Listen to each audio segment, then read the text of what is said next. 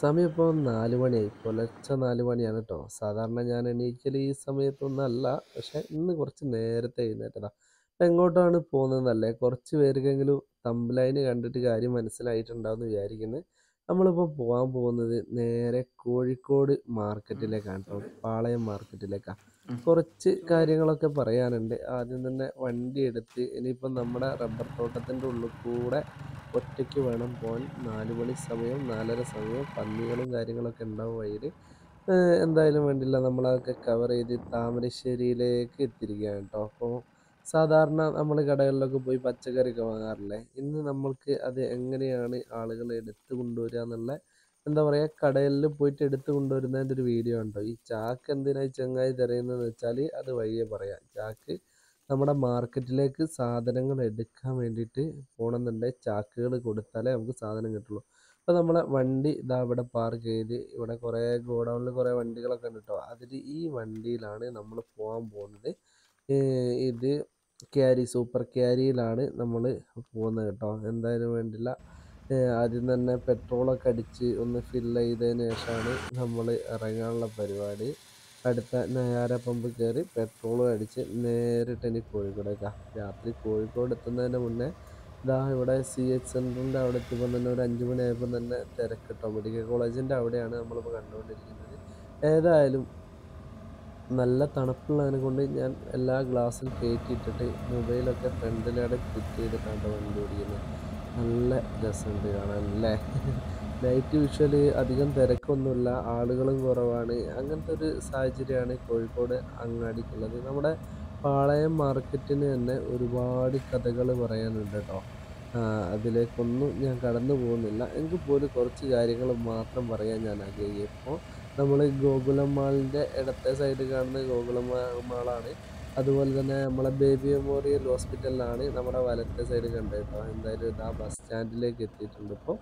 ഇനിയിപ്പം നമ്മൾ നേരിട്ട് മാർക്കറ്റിലേക്ക് കടക്കാൻ പോവാണ്. ഒരുപാട് ചരിത്രം ഉറങ്ങിക്കിടക്കുന്ന മാർക്കറ്റാണ് നമ്മുടെ കോഴിക്കോട് പാളയം മാർക്കറ്റ് എന്ന് പറഞ്ഞാൽ.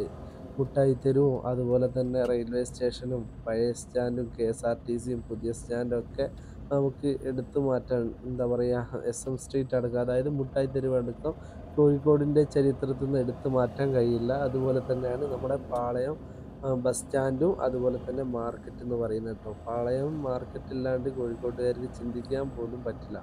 പണ്ടത്തെ സാമൂതിരീസിൻ്റെ ഒക്കെ കാലത്ത് ഇത് അവരെ എന്താ പറയുക, ഫുഡൊക്കെ ഉണ്ടാക്കുന്ന ഏരിയ ആയിരുന്നു എന്നാണ് പഴമക്കാരൊക്കെ പറഞ്ഞു കേട്ടിട്ടുള്ളത് കേട്ടോ. അതായത് കിച്ചൺ, അടുക്കള, അത്രയും വലിയ അടുക്കള വേണമല്ലോ. അതുപോലെ തന്നെ കോഴിക്കോടിൻ്റെ ചരിത്രം ഒരുപാട് കാര്യങ്ങളൊക്കെ അറിയാൻ മതിയല്ലേ. എന്തായാലും അതിലേക്കൊന്നും ഞാൻ കടന്നു പോകുന്നില്ല. ഇപ്പം നമ്മൾ മാർക്കറ്റിലേക്ക് എത്തിക്കൊണ്ടിരിക്കുകയാണ്. നിറയെ വണ്ടി കണ്ടോ? നമ്മൾ റോട്ടിലൊന്നും വണ്ടി കണ്ടിട്ടില്ലായിരുന്നു. പക്ഷേ ഇവിടേക്ക് എത്തുമ്പോൾ വണ്ടികൾ കൂടി കൂടി വരുന്നു. ആളുകൾ രാവിലെ തന്നെ വന്നിട്ട് ഫ്രൂട്ട്സ് മാർക്കറ്റിലൂടെ ആട്ടോ നമ്മളിപ്പോൾ കടന്നു പോകുന്നത്.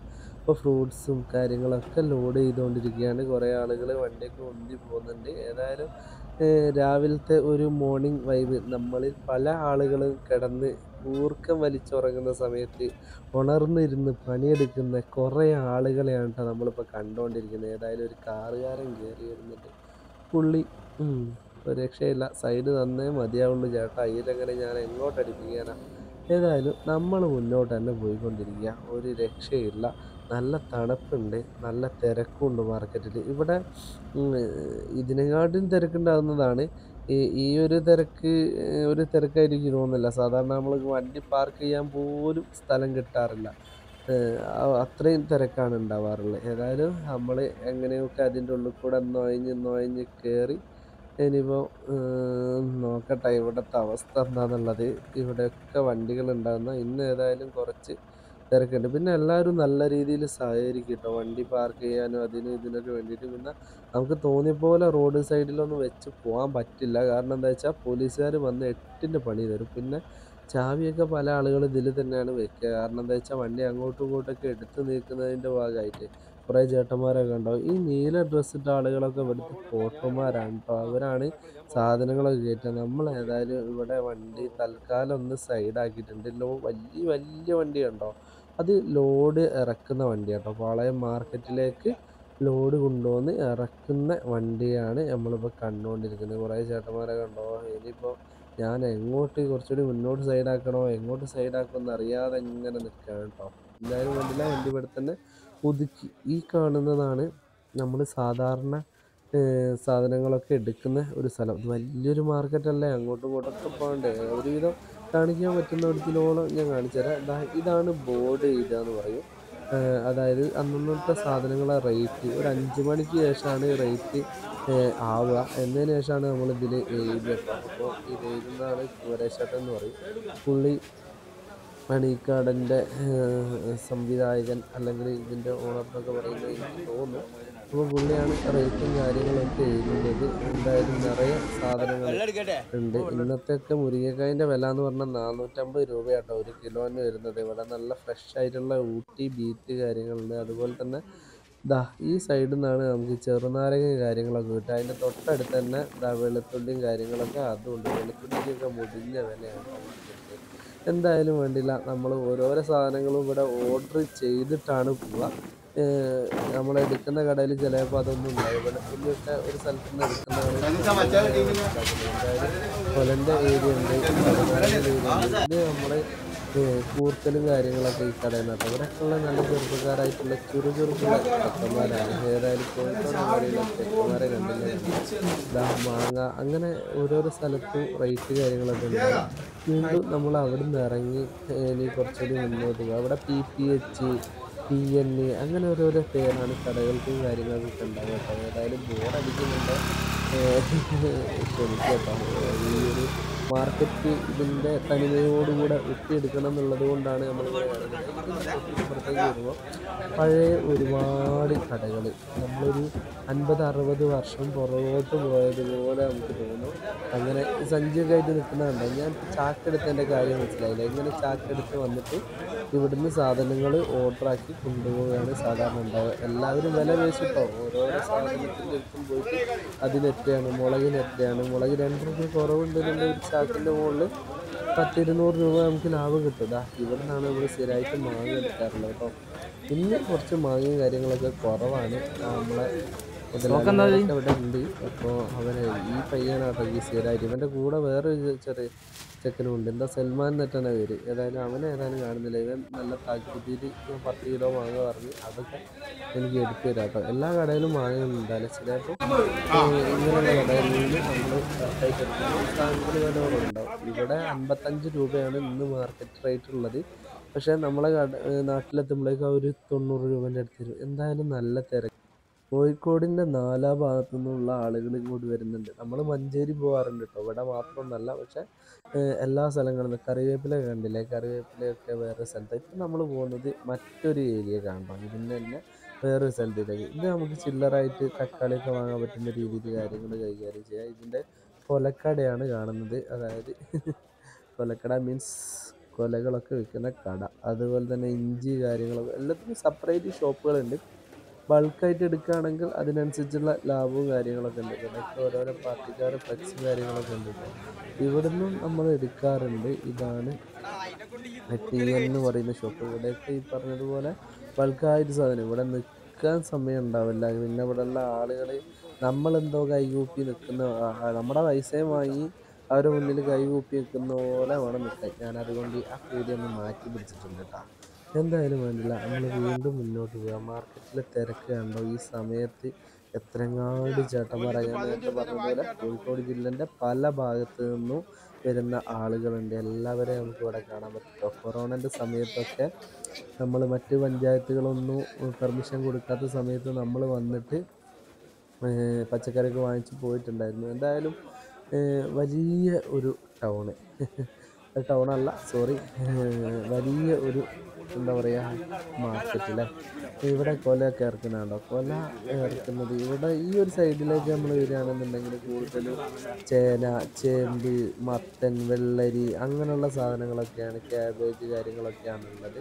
എല്ലാവരും ആരും മൈൻഡ് ചെയ്യില്ല. അപ്പം ഞാനാണെങ്കിൽ പോലും ഇങ്ങനെ വീഡിയോ എടുക്കുന്നുണ്ട്, അല്ലെങ്കിൽ സാധനങ്ങൾ ഓർഡർ ചെയ്യുന്നുണ്ട്. അവനവൻ്റെ കാര്യം നോക്കാൻ നേരെ വിടും, അത്രയാണ്. അല്ലാണ്ട് വേറെ പരിപാടിയൊന്നുമില്ല. ഇവിടെ നിന്നാണ് നമ്മൾ ഉള്ളി കാര്യങ്ങൾ PPH എന്ന് പറയും. ഇവിടുന്നാണ് നമ്മൾ ഉള്ളി കാര്യങ്ങളൊക്കെ ഓർഡർ ചെയ്യുക. ഇവിടെ കണ്ടോ റേറ്റ് കാര്യങ്ങളൊക്കെ ബോർഡ് കൊടുത്തിട്ടുണ്ടാവും. ഞാൻ ഓൾറെഡി ലേറ്റ് ആയതുകൊണ്ട് തന്നെ ഇതാണ് ഈ നീല പനിയായിട്ടാണ് അമീർക്ക. അമീർക്കയാണ് നമ്മുടെ സാധനങ്ങളൊക്കെ കയറ്റാറുള്ളത്. സാധാരണ എൻ്റെ സാധനങ്ങളൊക്കെ ഇങ്ങനെയുള്ള ഐറ്റംസൊക്കെ ലോഡ് ചെയ്യൽ നമ്മുടെ സലീംക്കായിരുന്നു. പക്ഷേ ഇത് ഞാൻ വേറൊരാൾക്ക് വേണ്ടി സാധനം എടുത്ത് കൊടുക്കുകയായതുകൊണ്ട് തന്നെ ഞാൻ പുള്ളീനെ വിളിക്കാറില്ല. പുള്ളി ഏതായാലും ഈ അമീർക്ക് ആൾ ഉഷാറാണ് കേട്ടോ. നേരം സലീംഖാനെ വിളിക്കാത്തതിന് കാരണമൊന്നും ഉണ്ടായിട്ടില്ല. സ്ഥിരമായിട്ട് ഇവരെ സാധനങ്ങളൊക്കെ കയറ്റുന്നത് അമീർക്കാണ്. അതുകൊണ്ടാണ് ഏതായാലും നേരം വെളുത്തിട്ടുള്ള ടൗണാണ് നമ്മളിപ്പോൾ കണ്ടുകൊണ്ടിരിക്കുന്നത് കേട്ടോ. ഇതൊരു എന്താ പറയുക, അതൊരു വേറെ ലോകമാണ്. ഇതാണ്ടോ ആരെങ്കിലും മൈൻഡ് ചെയ്യുന്നുണ്ടോ നോക്കിയാൽ എല്ലാവരും അവരുടേതായിട്ടുള്ള തിരക്കിലും ഓട്ടത്തിലാണ്. ഏതായാലും ടൗണിൽ അങ്ങാടി ഇത് ആണ് വേസ്റ്റൊക്കെ ഇടുന്ന ഒരു ഏരിയ എന്ന് പറയുന്നത്. ഇതിൻ്റെ ഇടയിലും ഉണ്ട്, പക്ഷേ അത് കുറച്ച് കഴിഞ്ഞാൽ മാറ്റും കേട്ടോ. ഇനിയിപ്പോൾ നമ്മൾ വീണ്ടും ഉള്ളോട്ട് ഇങ്ങനെ നടന്ന് പകലായിട്ടുള്ള, അതായത് ഒരു 6:30 ആയപ്പോഴേക്ക് തന്നെ നേരം വെളുത്ത് തുടങ്ങി. ആ വെളുക്കുമ്പോഴുള്ള വിഷ്വൽസൊക്കെയാണ് നമ്മളിങ്ങനെ കണ്ടുകൊണ്ടിരിക്കുന്നത്. ഇവിടെ ഒരു കിണറൊക്കെ ഉണ്ട് കേട്ടോ. ഞാൻ പറഞ്ഞ നേരത്തെ ഇതൊരു ഊട്ടുപുരയായിരുന്നു എന്നാണ് എനിക്കറിയാൻ സാധിച്ചിട്ടുള്ളത്. ഇനിയിപ്പോൾ എൻ്റെ ഭാഗത്തുനിന്ന് വന്ന മിസ്റ്റേക്ക് ആണെന്നുണ്ടെങ്കിൽ നിങ്ങളെല്ലാവരും തിരുത്തുക കേട്ടോ. എന്തായാലും വീണ്ടും ആളുകൾ ഓരോരോ കച്ചവടം ഇറക്കുക. ഇവിടെയാണ് നമ്മളെ ചായക്കട. ഇതിൻ്റെ അപ്പുറത്ത് വേറൊരു കടയുണ്ട് കേട്ടോ. ഇവിടെ വന്നിട്ട് 2 ഉഴുന്നുവടയും അതിന് കൂടെ കിട്ടുന്നൊരു ചമ്മന്തി കേട്ടോ. അതൊക്കെ പണ്ടാര ടേസ്റ്റാണ്.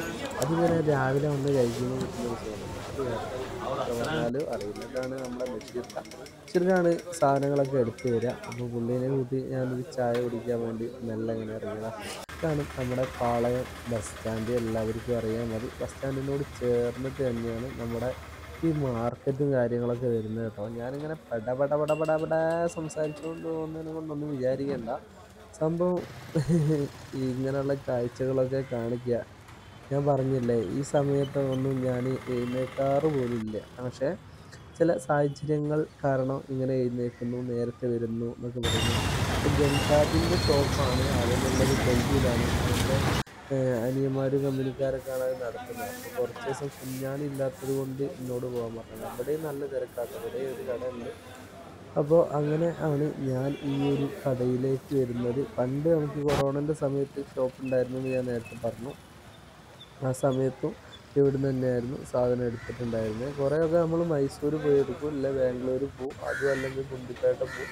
പിന്നെ അത്യാവശ്യം വേണ്ട സാധനമൊക്കെയാണെങ്കിൽ മഞ്ചേരി പോയി, ഇല്ലെങ്കിൽ ഇവിടെ വരും. അങ്ങനെയൊക്കെയാണ്. ഏതായാലും രാവിലത്തെ നമ്മുടെ കോഴിക്കോടിൻ്റെ വിഷ്വൽസൊക്കെയാണ് കാണുന്നത്. ചില ചേട്ടന്മാരൊക്കെ പൂവൊക്കെ കെട്ടി റെഡി ആക്കിക്കൊണ്ടിരിക്കുകയാണ് കേട്ടോ ഇവിടെ. ഏതായാലും എല്ലാവരും തിരക്കിലാണ്. രാവിലെ ജോലിക്ക് പോകുന്നവരുണ്ട്, റെയിൽവേ സ്റ്റേഷനിൽ പോകുന്നവരുണ്ട്, അതുപോലെ തന്നെ ആപ്പിൾ കാര്യങ്ങളൊക്കെ വിൽക്കുന്ന ആളുകളുണ്ട്. അതൊക്കെ സെറ്റാക്കിക്കൊണ്ടിരിക്കുന്ന ചേട്ടന്മാരെ നമുക്കിവിടെ ഏകദേശം നമ്മൾ ഓരോരോ സാധനങ്ങളും എടുത്തു കഴിഞ്ഞിട്ടുണ്ട്. ഇനിയിപ്പോൾ ഞാൻ ഇതിൻ്റെ പുറം ഭാഗമൊക്കെ നിങ്ങളെ കാണിക്കുക എന്നുള്ള ലക്ഷ്യത്തോടു കൂടെ പുറത്തോട്ട് ഇറങ്ങുന്നേ ഉള്ളൂ. ഇവിടുന്ന് സാധനങ്ങൾ കയറ്റുക അല്ലെങ്കിൽ വണ്ടി നിർത്തുക എന്നുള്ളതൊന്നല്ല നമുക്ക് ബുദ്ധിമുട്ട്. പക്ഷേ നമ്മൾ വെച്ച വണ്ടി പുറത്തേക്ക് ഇറക്കി കൊണ്ടുപോകുക എന്ന് പറഞ്ഞാൽ കുറച്ച് ടാസ്ക് തന്നെയാണ്. അപ്പം നമുക്ക് ഞാൻ നേരത്തെ പറഞ്ഞില്ലേ, ഇതേപോലെ പഴമുള്ള കടകൾ കാണണമെന്നുണ്ടെങ്കിൽ കോഴിക്കോട് അങ്ങാടിയിൽ തന്നെ വന്നേ മതിയാവുള്ളൂ.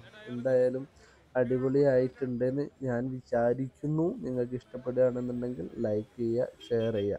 ഇത്തരത്തിലുള്ള കാഴ്ചകളൊക്കെ നമുക്ക് ഇനിയും കാണാം. ഇതാണ് എൻ്റെ രാവിലത്തെ ഒരു ഡേ എന്ന് പറയുന്നത് കേട്ടോ. അപ്പോൾ കുറച്ച് ദിവസമായിട്ടേ ഉള്ളൂ. എന്തായാലും രാവിലത്തെ ഇങ്ങനത്തെ ഒരു അനുഭവമൊക്കെയാണ് നമുക്കുള്ളത്. ഇനിയിപ്പോൾ നമ്മളിതാ ഇവിടുന്ന് സാധനങ്ങൾ, ഇവിടെയാണ് നമ്മളെ സാധനങ്ങളൊക്കെ ആക്കി വെച്ചിട്ടുള്ളത്. അതൊക്കെ നമ്മൾ വണ്ടി കയറ്റിയിട്ട് വേണം കൊണ്ടുപോകാൻ വേണ്ടിയിട്ട്. അതൊക്കെ ഒരുവിധം റെഡി ആയിക്കൊണ്ടിരിക്കുകയാണ് കേട്ടോ. കയറ്റി കഴിഞ്ഞതിന് ശേഷം പുറത്തേക്ക് ഇറങ്ങാം. ഞാൻ നേരത്തെ പറഞ്ഞതുപോലെ ഭയങ്കര ടാസ്ക് ഉള്ളൊരു പരിപാടിയാണ് ഇവിടെ നിന്ന് പുറത്ത് ചാടുക എന്നുള്ളത്. കുറച്ച് പണിയാണ്. നിറയെ വണ്ടിയുണ്ട്. ഇതിപ്പോൾ എൻ്റെ ബാക്കിൽ ലോഡാക്കിയിട്ടുള്ള കാഴ്ച കേട്ടോ. ഇനിയിപ്പോൾ പുറത്തേക്ക് പോകണമെന്നുണ്ടെന്നുണ്ടോ, വണ്ടി എല്ലാ വണ്ടികളും കുത്തിത്തിരുകി കയറ്റും. പിന്നെ വണ്ടി വെക്കുക പോവുക എന്നുള്ളതേ ഉള്ളൂ. ചില സമയത്തൊന്നും ഒരാൾ പോലും സഹകരിക്കില്ല. നമുക്കൊന്ന് സൈഡ് പറഞ്ഞു തരാൻ പോലും ഒരു ചേട്ടന്മാരും ഉണ്ടാവില്ല. നമ്മൾ ചില സമയത്ത് എല്ലാവരും നല്ല രീതിയിൽ സഹകരിക്കും. ഏതായാലും രാവിലെ നേരം പരപരാ വെളുത്തു നമ്മൾ മുന്നോട്ട് നീങ്ങിക്കൊണ്ടിരിക്കുകയാണ്. ഈ കാണുന്നത് നമ്മൾ വന്ന വഴി തന്നെ കേട്ടോ. ഞാൻ നേരത്തെ പറഞ്ഞ ഫ്രൂട്ട്സിൻ്റെ സെക്ഷനൊക്കെ ഉള്ള എന്ത് വണ്ടിയൊക്കെ ഇപ്പോഴും ഇവിടെയൊക്കെ തന്നെ കാണാൻ പറ്റുള്ളൂ കേട്ടോ. കോഴിക്കോട് ജില്ലയിൽ വേറെ എവിടെയും നമ്മളങ്ങനെ റോട്ടിലൂടെ എന്ത് വണ്ടിയൊന്നും കാണാനില്ല. ഏതായാലും നല്ല ഒരു എക്സ്പീരിയൻസ് ആയിരിക്കും. നിങ്ങൾ രാവിലെ മാർക്കറ്റ് കാണാൻ വരികയാണെന്നുണ്ടെങ്കിൽ അവർ കാണേണ്ട കാഴ്ച തന്നെയാണ്. എല്ലാവരും ജീവിതത്തിൻ്റെതായ ഓട്ടത്തിൽ, ഞാൻ പറഞ്ഞില്ലേ, ഞാനൊക്കെ ഒരു 9 മണി 10 മണിയാണ്ട് എഴുന്നേൽക്കാറില്ല. അപ്പോൾ ആ സമയത്ത് തന്നെ നേരത്തെ എഴുന്നേറ്റ് നമ്മുടെ പച്ചക്കറി കടകളിലേക്ക് സാധനം എത്തിക്കുന്ന ആളുകളൊക്കെ നമുക്ക് കാണാൻ പറ്റുകയെന്ന് പറഞ്ഞാൽ വലിയൊരു കാര്യം തന്നെയാണ്. ഇപ്പം നമ്മൾ പോകുന്നത് സ്റ്റേഡിയത്തിൻ്റെ സൈഡിൽ കൂടെ വന്നിട്ട് ഞാൻ വന്ന വഴിക്ക് തന്നെ കേട്ടോ തിരിച്ചു പോകുന്നത്. ഏതായാലും നല്ല നല്ല അനുഭവങ്ങളായിരുന്നു എന്ന് വിചാരിക്കുന്നു. എൻ്റെ കൂടെ തന്നെ യാത്ര ചെയ്യാൻ നിങ്ങൾക്കും സാധിച്ചിട്ടുണ്ട് എന്നാണ് ഞാൻ മനസ്സിലാക്കുന്നത്. കോഴിക്കോട് ഡെവലപ്മെൻ്റ് ആയിക്കൊണ്ടിരിക്കുകയാണ്, ഒരു രക്ഷയില്ല. ഇതാണ് നമ്മുടെ പുതിയ ബസ് സ്റ്റാൻഡ്. ഇതാണ് നമ്മുടെ പരപ്പൻപോയിലുള്ള നമ്മുടെ ഷോപ്പ്. എന്താ കൊണ്ടുവന്നിട്ടുള്ള സാധനങ്ങളൊക്കെ കണ്ടത് വളരെ കുറച്ചേ ഉള്ളൂ. മൈസൂർ കഴിഞ്ഞ ദിവസം പോയത് കൊണ്ട് തന്നെ ഒരുപാട് സാധനങ്ങളൊന്നും എടുക്കേണ്ടി വന്നിട്ടില്ല. എന്തായാലും ഒരു പച്ചക്കറി കടക്കാരൻ എങ്ങനെ ആയിരിക്കും എന്നുള്ളതിൻ്റെ വീഡിയോ ആണ് നമ്മളിപ്പോൾ കാണിച്ചു തന്നിട്ടുള്ളത്. രാവിലെ തന്നെ പോയിട്ട് അദ്ദേഹത്തിൻ്റെ എഫേർട്ടൊക്കെ ഇട്ട് അത്രയും ഫ്രഷ് ആയിട്ട് സാധനങ്ങൾ കൊണ്ടുപോയി വെക്കുന്നത് മറ്റൊന്നുമല്ല, നമുക്ക് ഫ്രഷ് സാധനങ്ങൾ കിട്ടണം എന്നുള്ളത് കൊണ്ടാണ്. അപ്പോൾ ഒരു എഫേർട്ട് ഉണ്ടായിരുന്നു. ഏതായാലും കൂടുതലൊന്നും പറയുന്നില്ല. പുതിയൊരു വീഡിയോ ആയിട്ട് വീണ്ടും കാണും വരെ ബൈ ബൈ. ലൈക്ക് ചെയ്യുക, ഷെയർ ചെയ്യുക, കമൻറ്റ് ചെയ്യുക. Okay, bye bye.